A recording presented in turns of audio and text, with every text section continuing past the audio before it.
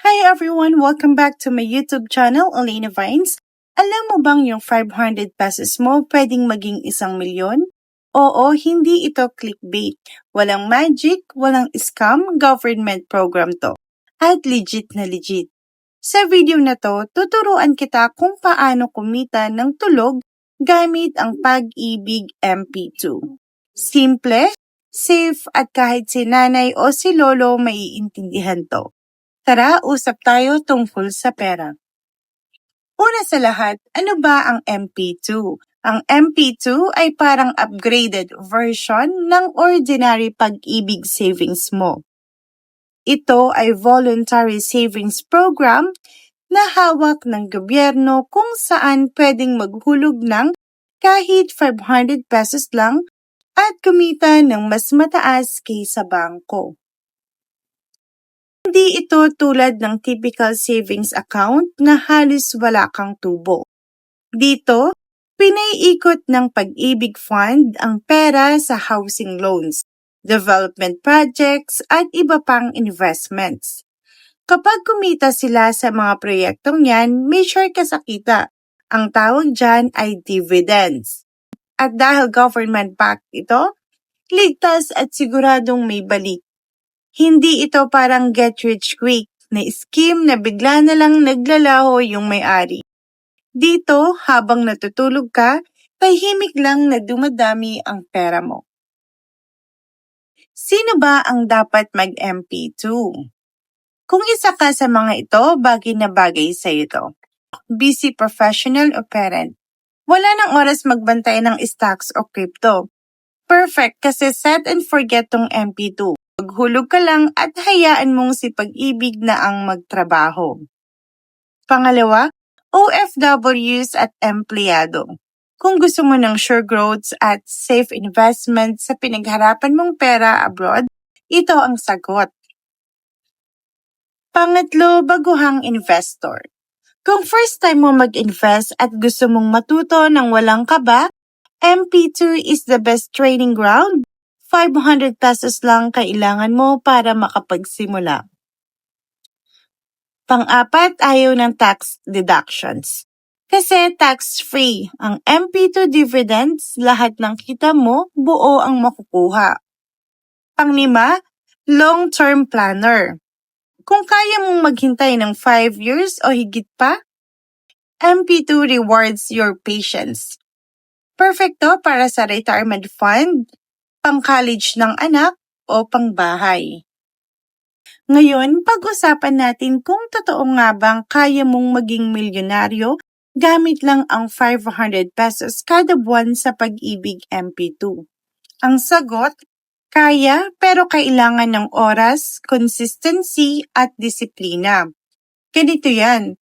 Kung maghulog ka ng 500 pesos buwan-buwan sa loob ng 5 taon, at ang average dividend rate ay nasa 7% kada taon, after 5 years, aabot sa 34,500 ang ipon mo. After 10 years, halos 82,900 na yan. After 20 years, lalago sa 247,900 at kung tuloy-tuloy kang maghulog ng 30 years, aabot sa halos 600,000 pesos.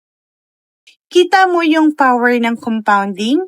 Wala kang ginawang extra effort. Nag-ipon ka lang ng tuloy-tuloy.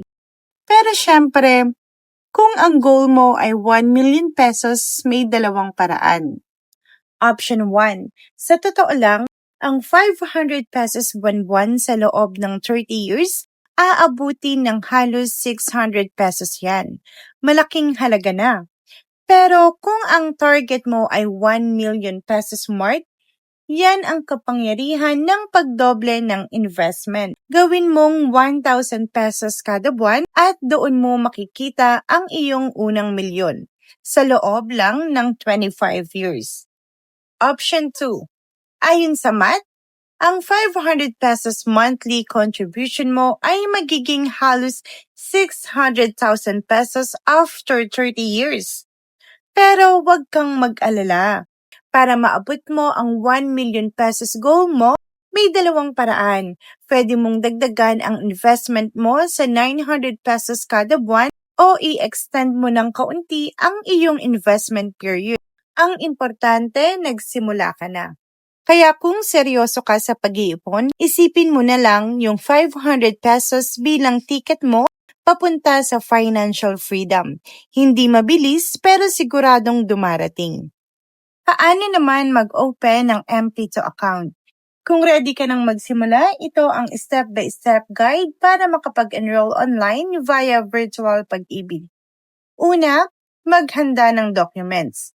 Bago mag-umpisa, ihanda muna ang mga requirements na ito.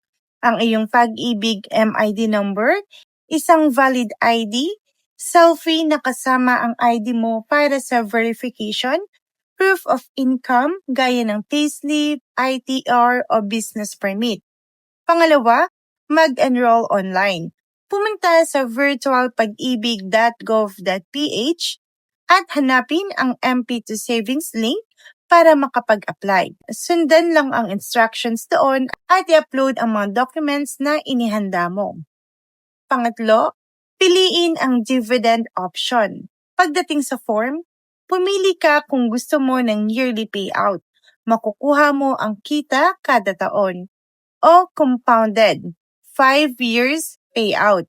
Mas malaki ang balik pagkatapos ng 5 taon. Pang-apat, maghulog ng unang contribution. Para ma-activate ang account, maghulog ng 500 pesos minimum, pwede sa GCash, Maya o bank transfer. At pang-lima, tandaan ang maturity rule. Pagkatapos ng 5 taon, i-withdraw mo ang buong naipon mo at tubo. Hindi ito automatic na nag-roll over. Kailangan mong mag-apply ng panibagong MP2 account para tuloy-tuloy ang tubo. Pang-anim, pag-intindi sa 5-year maturity at pag-roll over. Tandaan, ang MP2 ay isang 5-year term savings. Ibig sabihin, pagkatapos ng 5 taon, magmamature ang iyong account at kailangan mo nang i-withdraw ang buong naipon at kinita mo. Pero kung ang target mo ay 30 years, para maabot ang 1 million pesos, gaya ng pinag-usapan natin, kailangan mong i-roll over ang pera. Paano? Mag-apply ka lang ng panibagong MP2 account na may bagong account number at pwede mong i-reinvest dito ang perang na-withdraw mo kaya tuloy-tuloy pa rin ang tubo. Tips mula sa mga wais na investor. Strategy 1. Gawing power move ang iyong 13-month pay. Karamihan sa atin, ginagastos ang bonus sa December, pero kung seryoso ka sa pag-iipon, gawin mong lump sum contribution sa MP2 ang bahagi ng iyong 13-month o anumang malaking bonus. Tandaan, mas maagang pumasok ang pera, mas matagal siyang kikita ng dividends. Isipin mo, ang 6,000 pesos na hinulog mo buwan-buwan ay kikita. Pero kung maghulog ka ng 30,000 pesos na lump sum agad, strategy number 2. Huwag magpahuli sa buwan, maximize the timing. Ang MP2 dividends ay kinukompute simula sa araw na nakahulog ang pera mo. Kaya ang tip, wag na wag kang maghuhulog sa huling linggo ng buwan kung kaya mong gawin sa simula. Kapag mas maaga mo hinulog ang contribution mo, halimbawa, first week ng buwan, mas mahaba ang oras na kikita ang pera mo sa buwang iyon. Kaya pag sahod, huwag mag-antay, hulog agad. Strategy number 3. Gamitin ang MP2 bilang safe anchor ng iyong portfolio. Hindi mo kailangang ilagay ang lahat ng pera mo sa MP2. Ang MP2 ang magsisilbing safe foundation o low-risk anchor ng iyong investment portfolio. Habang ang ibang pera mo ay ginagamit mo sa stocks, crypto o negosyo na may mas mataas na risk. Ang MP2 naman ang magbibigay sa iyo ng steady at garantisadong tubo taon-taon. Wala kang sakit ng ulo at hindi ka kakabahan. Strategy number 4. Iwasan ang emotional withdrawal. Practice discipline. Sa investment, ang pinakamalaking kalaban mo ay ang sarili mo. ang impulse buying at emotional withdrawal. Dahil 5-year term ito, ituring mo na ang pera mo ay nakalock. Kapag hinahawakan mo ang pera mo bago mag-mature, hindi lang ikaw ang nawawalan ng kita. Nawawala rin ang momentum ng compounding. Mag-practice ng 5-year forgetfulness mindset. Strategy number 5. I-monitor ang performance sa virtual pag-ibig. Huwag mong hayaan na maging too set and forget ka. Gawin mong habit na bisitahin ang virtual pag-ibig website minsan sa isang taon. Tingnan mo ang actual dividend rate na binigay at i-check ang iyong account balance. Ito ang magsisilbing proof na tama ang ginagawa mo at magmamotivate sa iyo na taasan pa ang iyong contribution. Tandaan, ang Pag-ibig MP2 ay hindi magic, pero garantisado kung disiplina ang puhunan. Hindi ka yayaman sa isang linggo, pero siguradong magiging milyonaryo ka sa tamang panahon. Kaya kung sawa ka na sa Paasa Investments, simulan mo na itong legit, safe at tested na paraan. Huwag mong hintayin na kailangan mo pa ang pera bago ka mag-ipon.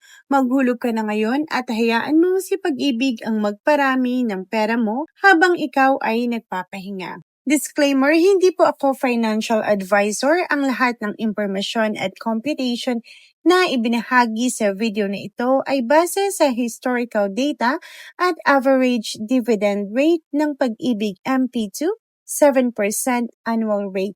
Ang mga resulta, lalo na ang mga figures tulad ng 1 million pesos target, ay mga projections lamang at hindi garantiya. Ang actual na kikitain ng inyong MP2 savings ay depende sa performance at kita ng Pag-ibig Fund sa taong iyon. Ang layunin ng video na ito ay educational at para lang maging inspirasyon sa inyong financial journey. Laging gawin ang sarili ninyong research bago gumawa ng anumang financial decision. Mag-invest ng wise.